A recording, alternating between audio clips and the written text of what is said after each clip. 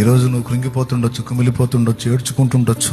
చిన్న బతుకు, విలువ లేని బతుకు, నాది ఒక బతికైనా సస్తే పోయిద్దని చావు గురించి యోచించుకోవచ్చు. నువ్వు ఏ విధంగా దిగజారిపోయావో, నీరు గారిపోయావో, కృంగిపోయావో భయపడుకు బిడ్డ. నా దేవుడి రాత్రి నీతో మాట్లాడుతున్నాడు.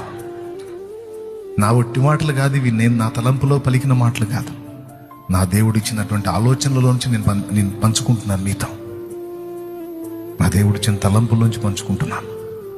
నువ్వు ఎలాంటి వేదనలో ఇక్కడికి వచ్చావు, నువ్వు ఎంత కృంగిపోయి వచ్చావు ఇక్కడికి, ఎంత ఏడ్చుకుంటా వచ్చావు, ఎంత దిగులు పడుతూ ఉన్నావు, ఎన్ని మాటలు పడున్నావో ఇప్పటికేనో.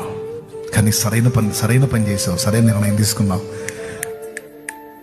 మోషే దేవుని దగ్గరకు వచ్చావు నువ్వు, యోసేపు దేవుని దగ్గరకు వచ్చావు నువ్వు, యాకోబు దేవుని దగ్గరకు వచ్చావు నువ్వు, సరైనోడి దగ్గరికి వచ్చావు నువ్వు. ఆయన కార్యాన్ని తప్పకుండా నువ్వు అనుభవించబోతున్నావు.